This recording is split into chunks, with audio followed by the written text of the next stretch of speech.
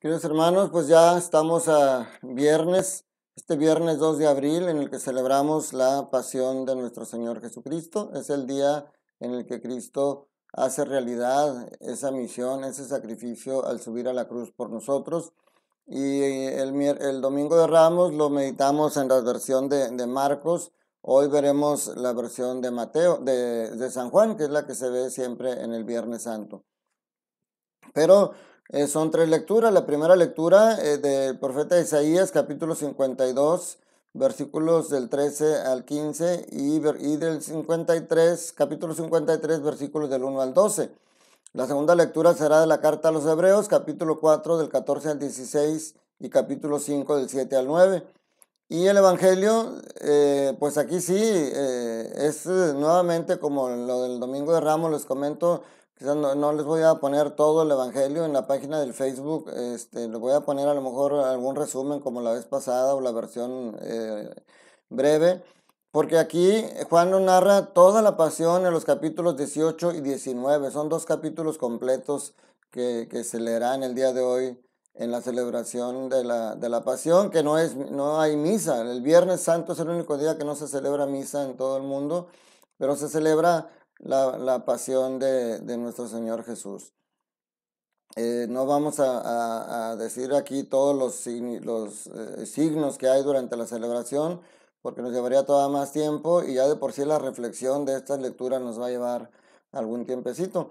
La primera lectura, y de hecho todas estas lecturas nos hacen voltear nuestra mirada al sufrimiento y al dolor, para que podamos ver la magnitud del sacrificio de Cristo, mis hermanos, porque ustedes pueden ver cualquier crucifijo y ven aquí al Cristo sufriente, ven a Cristo en la cruz, pero no refleja realmente la realidad de cómo estaba Cristo en esa cruz. Y lo vamos a ver, les voy a leer no toda la primera lectura, pero sí varios versículos, porque es importante, nos van a decir la magnitud de lo que hizo Dios por nosotros. Primero empieza Isaías, decíamos, es la cuarta de cántico del siervo de Yahvé y es el más intenso. Empieza diciendo el éxito que va a tener este siervo. He aquí que mi siervo prosperará, será engrandecido y exaltado y será puesto en alto. Por supuesto que la victoria final siempre va a ser de Cristo. Pero fíjense todo lo que dice. Muchos se horrorizaron al verlo porque estaba desfigurado su semblante, que no tenía ya aspecto de hombre. No tenía gracia ni belleza. No vimos en él ningún aspecto atrayente, despreciado y rechazado por los hombres, varón de dolores, habituado al sufrimiento. Él soportó nuestros sufrimientos y aguantó nuestros dolores. Traspasado por nuestras rebeliones, triturado por nuestros crímenes, él soportó el castigo que nos trae la paz, pues por sus llagas hemos sido curados. El Señor cargó sobre él todos nuestros crímenes. Cuando lo maltrataban, se humillaba y no abría la boca. ¿Quién se preocupó de su suerte? Lo arrancaron de la tierra de los vivos, lo hirieron de muerte por los pecados de mi pueblo. El Señor quiso triturarlo con el sufrimiento. Con sus sufrimientos justificará a mi siervo a muchos, cargando con los crímenes de ellos.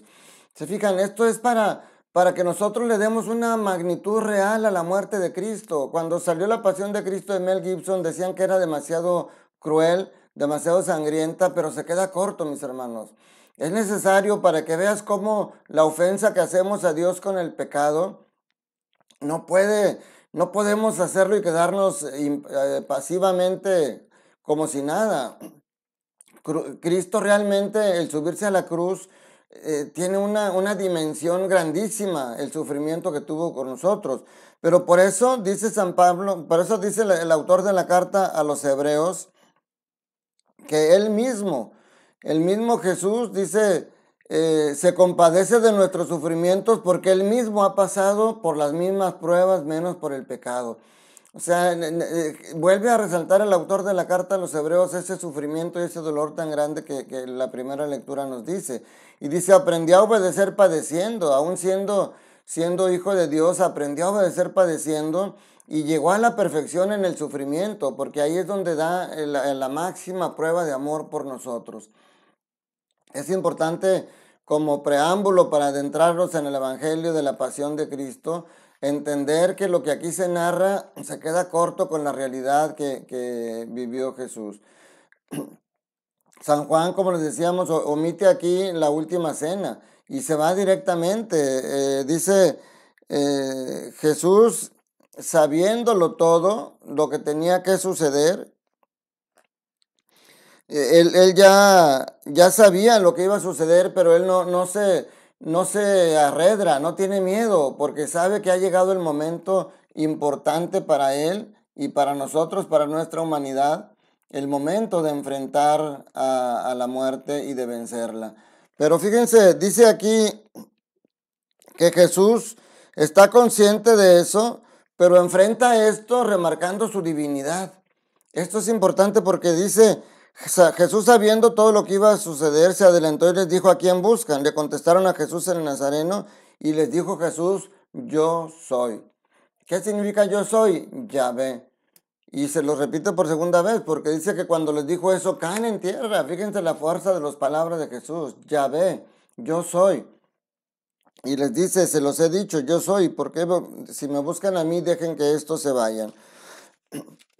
Este es un ejemplo importante de cómo Jesús, sabiendo lo que iba a suceder, pero él lo enfrenta con la dignidad, con su carne, con su humanidad, para dejar la vida por nosotros, pero con su divinidad para poder salvar, para poder darnos la salvación. Y luego narran cómo Pedro saca la espada para defenderse y Jesús no se defiende. Fíjense cómo en otras ocasiones Jesús, por ejemplo, cuando lo querían despeñar, él sale, se para en medio de ellos y huye. O sea, no, varias veces se escapa y se esconde, pero aquí ya no hace nada, porque él sabe que ha llegado la hora. Él no se defiende, no se escapa. Y luego sobre todo las palabras que dice, no voy a beber el cáliz que me ha dado mi padre. O sea, en la noche del huerto, él tiene la oportunidad y le dice al Señor, si es posible, aparte de mí este cáliz. Pero es consciente de que la voluntad del Padre tiene una razón de ser y por eso hoy dice, ¿acaso no voy a beber el cáliz que me ha dado mi Padre? O sea, ya no escapa de ese sufrimiento, ya no escapa de ese dolor. Pero sin embargo, cuando está en el juicio, aquí Juan nos narra cómo uno de los soldados lo abofetea y Jesús ahí sí se defiende, pero fíjense, no se defiende como Pedro sacando una espada o, o haciendo un acto de violencia, sino se defiende diciéndole, si he dicho algo malo, dime en qué he hablado mal, pero si no es así, ¿por qué me pegas? O sea, no pone la otra mejilla, él defiende su dignidad. Y cuando Pilato, fíjense, son muchos signos los que vienen en este pasaje, pero tenemos que centrarnos en algunos que nos dejen esa enseñanza. Cuando Pilato les dice, no sabes que tienes autoridad, que yo tengo autoridad para poder soltarte, porque Pilato 3 veces habla de que reconoce a Jesús como inocente. Aquí Juan sí menciona específicamente las veces en que le pasa ese pensamiento a Pilato de que Jesús es inocente. Incluso dice que trataba de soltarlo, buscaba el momento para soltarlo. Y le dice a Jesús, tú no sabes que yo tengo la autoridad para soltarte o para entregarte a la muerte. Y Jesús le dice, no tendrías ninguna autoridad si no se te hubiera dado desde lo alto.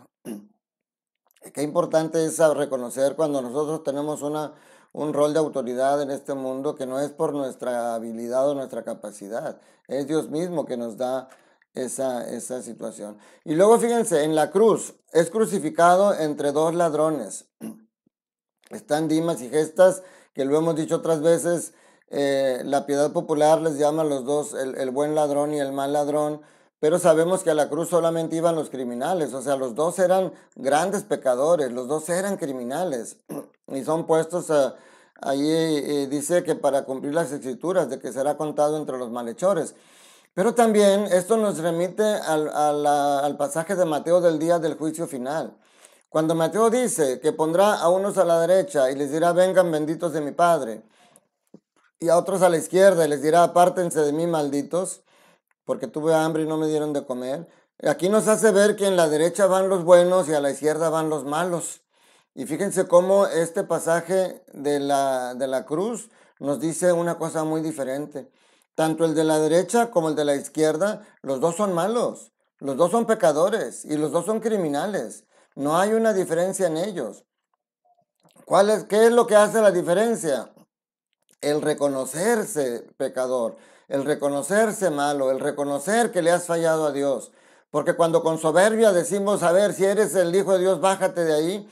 O sea, dice, ¿quién es capaz de cuando estamos padeciendo un dolor, un sufrimiento, cuando estamos padeciendo algo, siempre nos quejamos? ¿Quién es capaz de decir, estoy padeciendo esto justamente por no haberme cuidado? Estoy padeciendo esto justamente por no haber hecho lo que Dios me decía. Aquí el buen ladrón le dice al otro, tú ni en el suplicio eres capaz de reconocer lo que hemos hecho. Nosotros justamente estamos pagando lo que hemos hecho. En cambio, este hombre es un inocente. O sea, entonces, este día del juicio no es que los de la derecha seamos los buenos y los de la izquierda los malos. El de la derecha y la izquierda somos malos, pero los de la derecha nos reconocemos pecadores, nos identificamos con el buen ladrón y de ahí le pedimos perdón al Señor. Humildemente nos rebajamos junto con Él y le decimos, acuérdate de mí cuando estés en tu reino. Entonces, eso es algo que tenemos que tener bien claro nosotros y no creernos los buenos porque estamos del lado de Dios.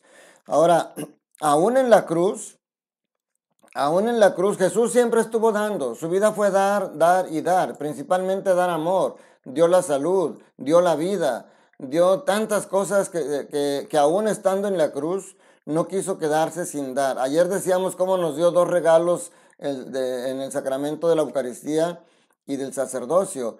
Hoy, estando en la cruz, Jesús da dos regalos. Uno, a ese buen ladrón le regala el paraíso.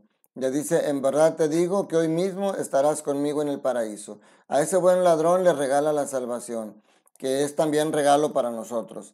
Y a Juan le da también otro regalo igual de hermoso. Le regala a su mamá, le regala a María Santísima y le dice, ahí tienes a tu madre.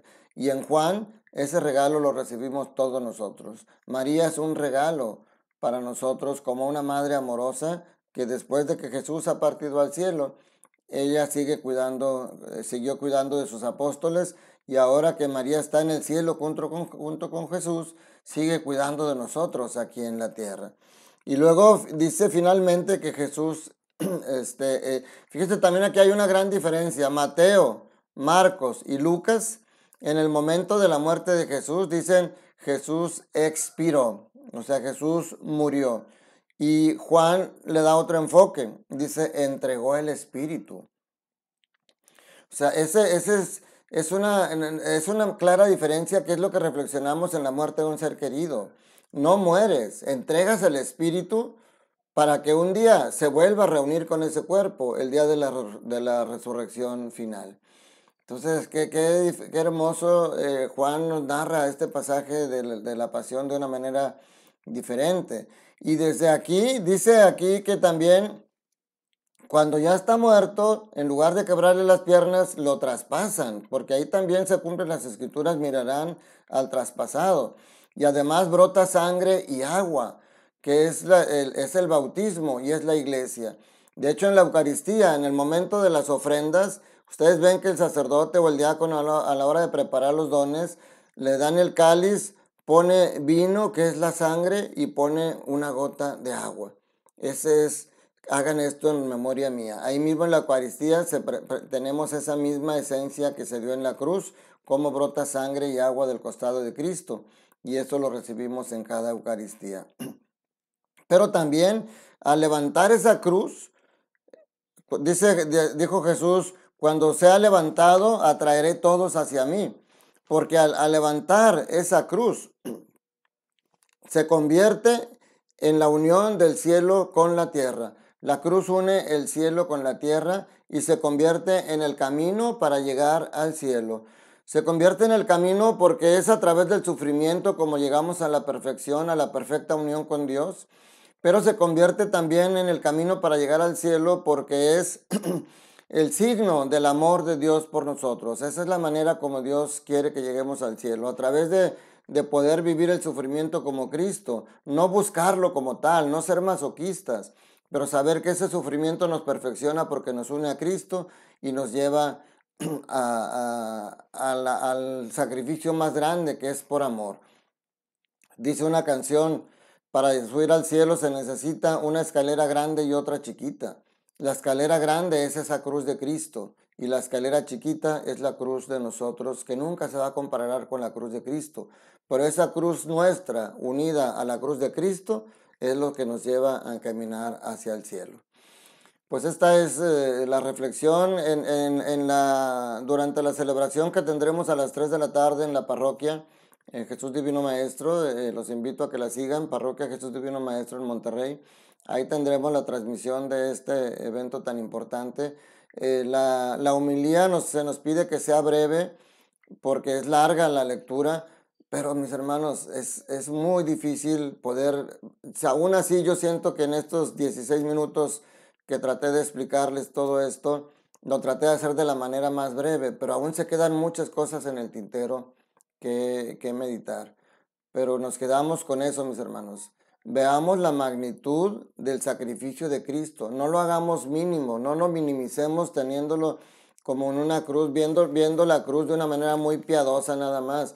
Veámoslo con el sacrificio que Él hizo por nosotros y meditemos qué sacrificios somos capaces de hacer por Él y qué sacrificios somos capaces de hacer por mi esposa, por mi madre, por mis hermanos, por mis hijos, por mis nietos, por mi hermano, por mi comunidad, porque esos sacrificios hechos a los demás, dijo Jesús, todo lo que hagan al más pequeño me lo hacen a mí. Todos esos sacrificios hechos por amor nos unen a Dios y nos llevan a Él. Soy el diácono Antonio Cervantes de la Parroquia Jesús Divino Maestro en Monterrey, Nuevo León, México, y les doy un fuerte abrazo con todo mi cariño, deseando que este Viernes Santo sea realmente la meditación y la reflexión de la muerte de Cristo por mí, y que yo entonces pueda, como San Pablo dice, morir al pecado para poder resucitar a una vida nueva, como lo vamos a estar haciendo este domingo. Que la bendición de Dios Todopoderoso, Padre, Hijo y Espíritu Santo, descienda sobre ustedes y sus familias y permanezca para siempre. Cuídate mucho, recuerda, Dios te ama y Dios te quiere feliz. Dibuja una sonrisa en tu rostro, es el mejor regalo que les puedes dar a los demás. Cuídate mucho, que estés bien.